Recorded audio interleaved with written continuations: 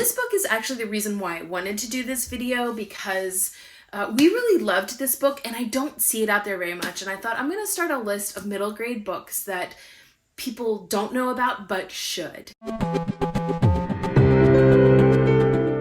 Hello and welcome to my video about 10 middle grade books that you may not have heard of, but that I highly recommend you read. So I'm going to keep this video short. The first one is In Grandma's Attic by Arletta Richardson.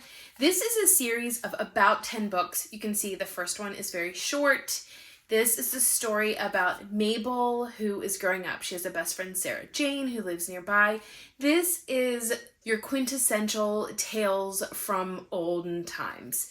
You can see they've got a horse and a cart. Each chapter is just a very short snippet of a story in her life as she's growing up. So the idea is her grandmother had told her these stories and she wrote a series about them. This you can grow with, much like the Betsy Tacy series, because at the end, Mabel is married and has a child and her best friend is still nearby and she marries a minister, I think. And so just a really solid, wholesome series. I have, if you have kids who really love birds, or you do, two really solid choices. So this is called Of a Feather by Dania Lawrence.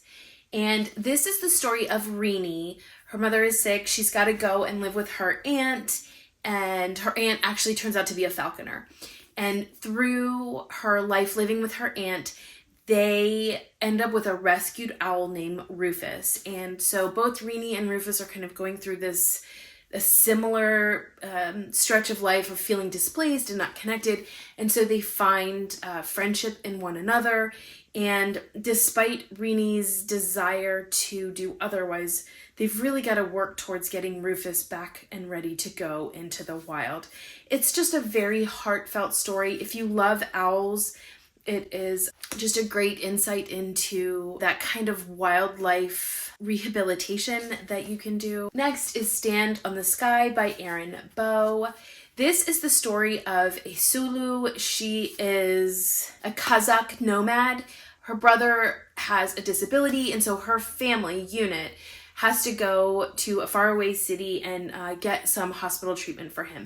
And through the process, she ends up coming across a baby eagle. I think it's a golden eagle. In this culture, in order to become kind of a master falconer, you have to collect the bird yourself or find the bird yourself. And so she goes through this perilous process to do that. And it's just a really solid story. It reminds me of, I think it's The Eagle Huntress, which is a documentary about a young girl who's a falconer in real life. And so just a really phenomenal story, how important family and friendships are in training birds. This one is called The Polar Bear Explorers Club by Alex Bell. This is a really great book for your adventure-loving readers. It is also a series, but this is the first one, which is the one that I've read. My kids have read the rest of the series, but this is the story of Stella Starflake Pearl, and her father is an Arctic explorer, and she convinces him that she would like to go along, and so she goes along, and of course it's a middle grade novel, and so the children get separated from the adults. There's Pearl. She's actually adopted, and so she's trying to figure out from where she came. So very intense, lot of interactions of bullying and how to handle that, but not in a really jarring way. It's just kind of a natural occurrence and you kind of see how you can handle it. And also understanding the perspective of the bully and not having it just be this one-sided villain. People are complex. And then the next three are animals that are anthropomorphized. So we've got Nuts to You by Lynn Ray Perkins. This is the story of squirrels who get displaced and end up having to move from where they live because electric lines are being put up and branches on their trees are being cut down. And the thing that my kids really loved is the artwork. Lynn Ray Perkins always has marvelous artwork. And at the end of the book, she actually does this whole tutorial on how to draw a squirrel, which my kids loved. Next, I have Begin, which is the Growly series. This is by Philip and Aaron Ulrich. This is the story of Growly. You can see he is beginning on a journey. These bears live in Haven, and it's a pretty quiet life. As part of their coming of age process, the bears need to go on a journey, except that Growly ends up going in a different direction in his journey than what everyone else did. It was kind of a surprise. And he befriends a monkey named Chip, and he ends up being on a journey searching for a bear that went missing from the Bear Haven community years ago. This does not resolve in the first book. There are 3 in this series, and then there's 1 additional book, and I cannot recommend this book high enough. Another anthropomorphizing book is The Wonderling by Mira Bartok.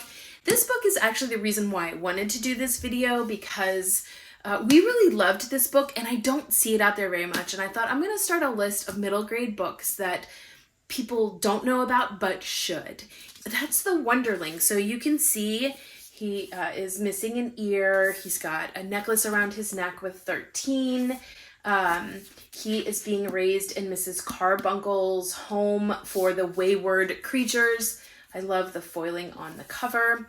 And so this is really a steampunk vibe middle grade. He's got a journey, he's searching for a name, he's searching for a friend. He uncovers, obviously, really kind of evil political machinations by Mrs. Carbuncle and her crew. There's an underground world that the Wonderling kind of gets connected up with. It's just a really phenomenal journey, coming of age book. It's got a lot of different artwork in the middle of it, and I just think it's a fabulous book that more people should know about and pick up. So the last 3 are books that are more well-known, but I still wanted to highlight them because I don't see that much about them on booktube or on other social media. So the first one is The Summer of Monkeys by Wilson Rawls.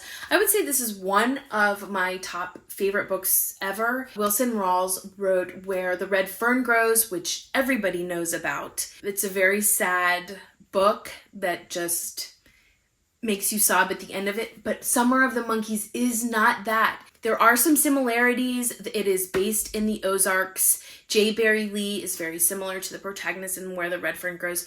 But this is a story of a boy who realizes that there are monkeys down in the marsh area that have escaped from a circus, and there's a reward out, and his family's not very well to do, so he would like the reward. But it is just hijinks upon hijinks of J. Barrie Lee trying to capture these monkeys. He has a little sister who has a disability. There's magic in this. There's fairy rings, mushroom rings that grow in circles that indicate magic.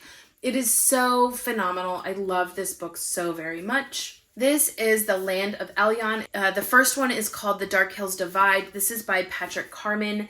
There are, I think, 4 books in the series. My son would know immediately. He has them all. I actually only read the first one in the series, but this is the story of Alexa Daly. She kind of has this affinity for animals. They are able to communicate with her. Hopefully that's not a spoiler that I'm telling you. But anyway, she's got a connection with animals, and she also discovers that while she's lived this very insulated life of protection that her father really wants for her, she's seeing that outside over the wall around their city, there are things going on that indicate that there's more than meets the eye. And so she goes on a quest to try to figure out what is going on. And then last, Enid Blyton is an author. This is the Magic Faraway Tree series. This is 3 books in one.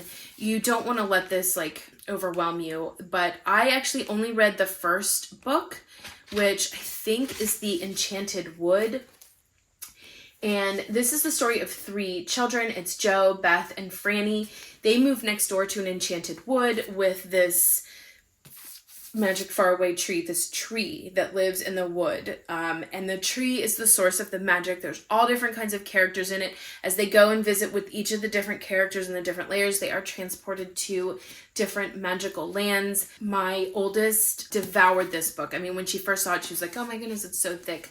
But just read through all of them quickly. I think we both agree, though, that the first one is the best one. But this is a book that, again, I don't see that much about, and it is so great, especially for for your earlier readers. Just nice, simple little short chapters where something different happens in each one. You don't have to follow a very long plot with multiple characters. So really great, solid middle grade as well. So thanks so much for watching. If you've heard of any of these and have read them and loved them, I'd love to hear that. If you have other suggestions of books that are not that well known but are phenomenal, please leave those in the comments below as well. Thanks so much for watching, and until next time.